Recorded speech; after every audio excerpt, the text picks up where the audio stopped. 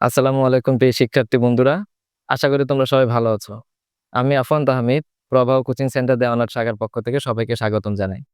আজকে আমরা খুবই একটা গুরুত্বপূর্ণ টপিক নিয়ে আলোচনা করব। যেটা মূলত আমি দেখতে পেয়েছি যে তোমরা মেক্সিমাম শিক্ষার্থীরাই যেটা সম্পর্কে একটু কনফিউশন এ থাকো এবং একটু কঠিন বলে মনে হয়। আজকে আমরা সেটা খুবই সহজভাবে একটু শিখার চেষ্টা করব। যাতে করে তোমাদের বেসিক নলেজটা আরেকটু ডিপে যায় এবং তোমরা ভালোভাবে বুঝতে পারো। আজকে আমরা শুরু করব হচ্ছে বন্ধনজোড় ইলেকট্রন এবং মুক্তজোড় ইলেকট্রন সম্পর্কে। তাহলে ব্যাপারটা আমরা একটু দেখি।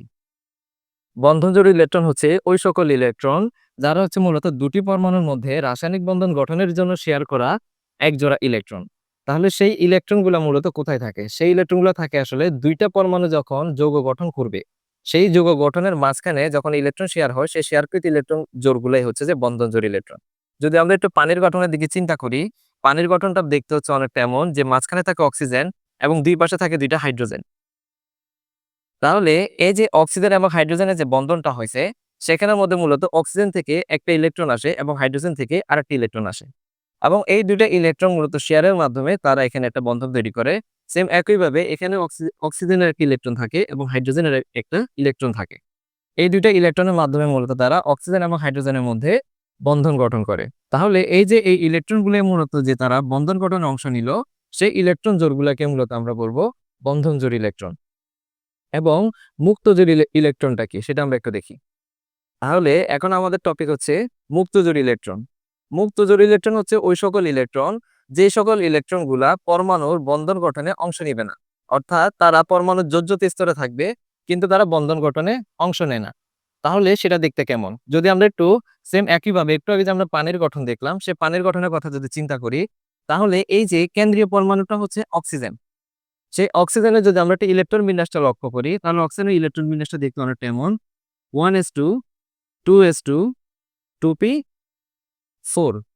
তাহলে এই যে p অরবিটাল সেটাকে যদি আমরা একটু ভেঙে লিখতে পারি, তাহলে ব্যাপারটা দাঁড়াচ্ছে 2px 2py 2pz। এবং সেখানে ইলেকট্রনগুলো থাকে এখানে ২ টা, এখানে একটা, এখানে একটা। এবং এখানে যে সর্বশেষ কক্ষপথ যেটা সেটা হচ্ছে যে ২ নাম্বার কক্ষপথ।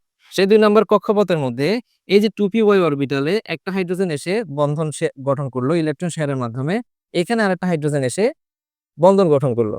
তাহলে সর্বশেষ কক্ষপথে বন্ধন গঠনে অংশ নেয় কারা? এই যে এখানে যে এক জোড়া ইলেকট্রন আছে এবং s অরবিটালে যে এক জোড়া ইলেকট্রন আছে, তারা মূলত বন্ধন গঠনে অংশ নেয় নাই। অর্থাৎ তাহলে একটা পরমাণুর যে কেন্দ্রীয় পরমাণু আছে একটা যৌগের মধ্যে, সে কেন্দ্রীয় পরমাণুর যেই ইলেকট্রনগুলা বন্ধন গঠনে অংশ নেয় নাই, তারা হচ্ছে মূলত আমাদের মুক্তজোড় ইলেকট্রন। অর্থাৎ মুক্তজোড় ইলেকট্রনগুলা হচ্ছে যে সকল ইলেকট্রন বন্ধন গঠনে অংশ নেয় না। তাহলে আমরা এবার কয়েকটা উদাহরণের মাধ্যমে ব্যাপারটা বুঝার চেষ্টা করি। এখানে মূলত আমরা কয়েকটা উদাহরণ নিয়ে আসছি। একদম সবচেয়ে কমন টপিক যেটা হচ্ছে পানি। তাহলে পানির গঠনটা যদি আমরা একটু দেখি, যেটা আমরা একটু আগে দেখছিলাম, যদি আমরা একটু ডট পদ্ধতিতে একটু দেখি তাহলে ব্যাপারটা হচ্ছে এইটা হচ্ছে কেন্দ্রীয় পরমাণু, সেটা হচ্ছে অক্সিজেন। তাহলে অক্সিজেন আমরা সবাই জানি অক্সিজেনের ইলেকট্রন থাকে টোটাল ৮ টা।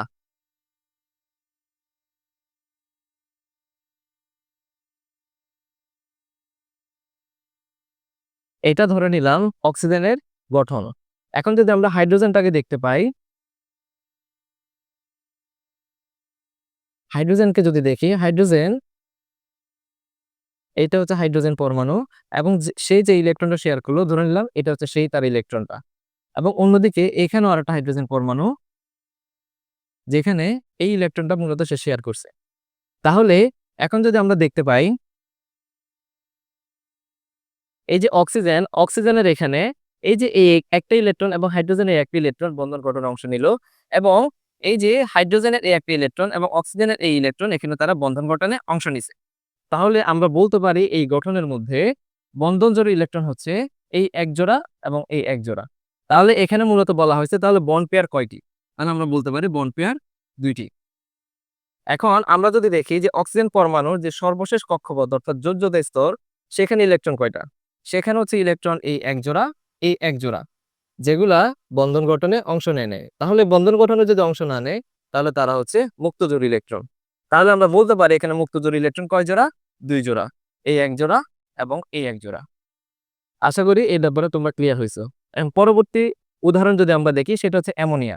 তাহলে অ্যামোনিয়াতে যে বলল ৩ টা বন্ড পেয়ার ইলেকট্রন আছে এবং একটা লোন পেয়ার ইলেকট্রন আছে। তাহলে সেটা কিভাবে আমরা একটু এর গঠনটা যদি এনালাইসিস করি তাহলে বুঝতে পারবো।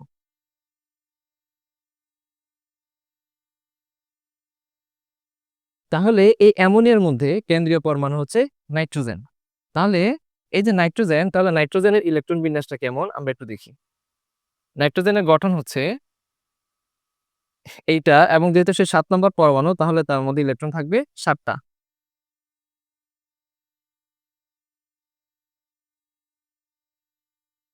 এইটা হচ্ছে ধরলাম নাইট্রোজেন পরমাণু, এবং তার সাথে হাইড্রোজেন পরমাণু আছে ৩ টা, অর্থাৎ ৩ টা হাইড্রোজেন পরমাণু তার সাথে ইলেকট্রন শেয়ার করবে। তাহলে হাইড্রোজেন পরমাণু ৩ টা হবে এমন।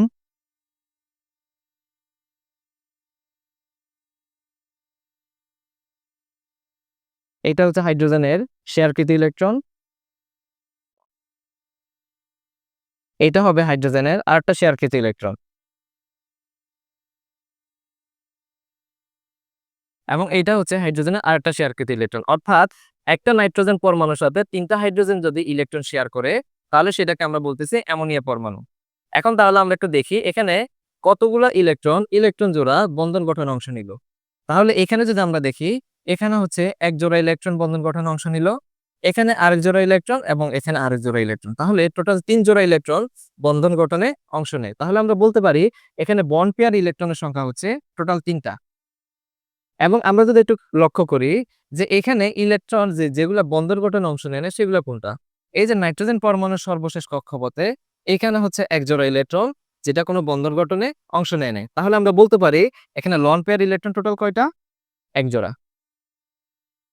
এখন আমরা পরবর্তী উদাহরণের দিকে একটু লক্ষ্য করি। এখানে পরবর্তী উদাহরণটা হচ্ছে মিথেন। তাহলে মিথেনের গঠনটা আমাদের একটু দেখতে হবে। মিথেনের কেন্দ্রীয় পরমাণু হচ্ছে এই যে কার্বন। তাহলে কার্বনের গঠনটা যদি আমরা একটু দেখি, কার্বন হচ্ছে ৬ নাম্বার পরমাণু। তাহলে এখানে ইলেকট্রন থাকবে টোটাল ৬ টা। তাহলে এখানে প্রথম কক্ষপথে ইলেকট্রন থাকবে ২ টা, পরবর্তী কক্ষপথে থাকবে ৪ টা। এটা হচ্ছে আমাদের কার্বন পরমাণুর গঠন। এখন তার চারপাশে থাকবে কে? হাইড্রোজেন। তাহলে হাইড্রোজেনের গঠনটা আমরা একটু লক্ষ্য করি। এখানে একটা হাইড্রোজেন পরমাণু, সে একটা ইলেকট্রন শেয়ার করলো। এখানে সেম একইভাবে টোটাল ৪ টা হাইড্রোজেন পরমাণু তারা তাদের একটা একটা করে ইলেকট্রন শেয়ার করবে।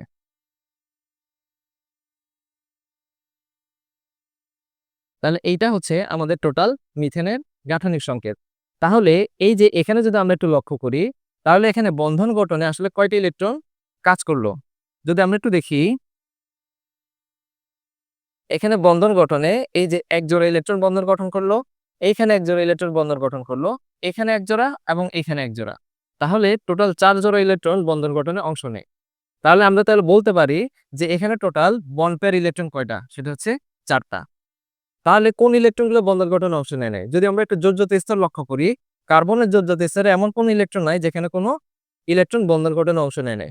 কাজেই এখানে কোনো লন পেয়ার নাই। সেম একইভাবে হাইড্রোজেনেও কোনো লন পেয়ার ইলেকট্রন নাই।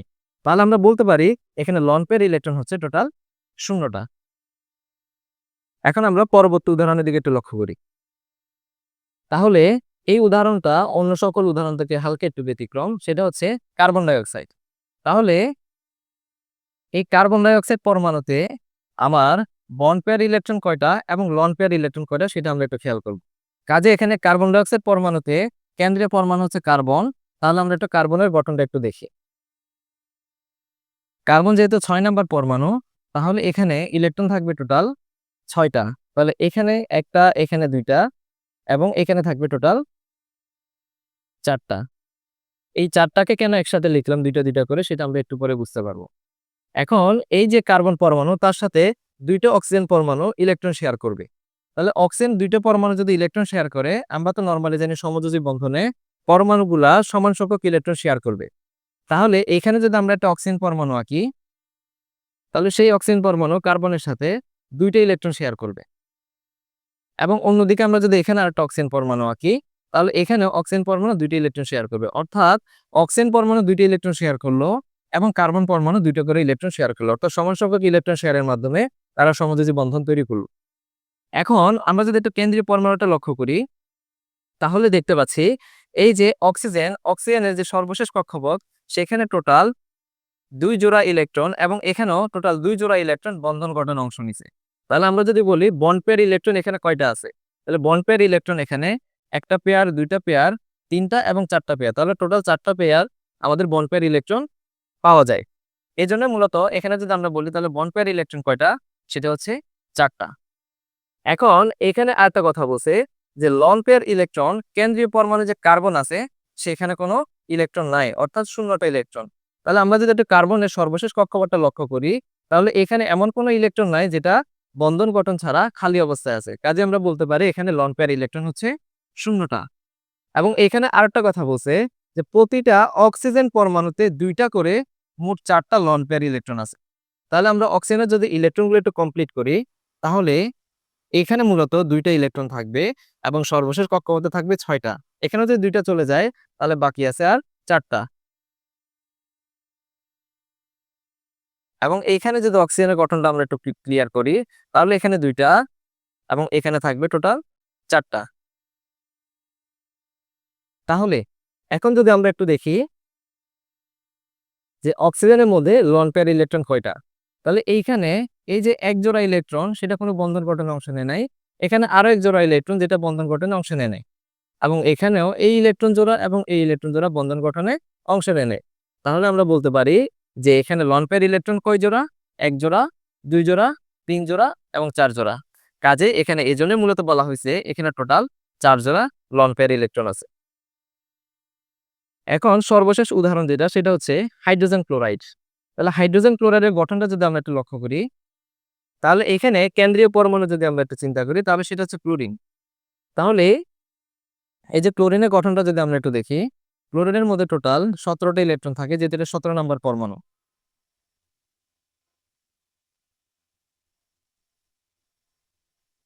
এইখানে থাকবে টোটাল 8টা, 10টা এবং 3 নম্বর কক্ষপথে টোটাল ইলেকট্রন থাকবে 7টা, 4টা, 6টা এবং এই 7টা।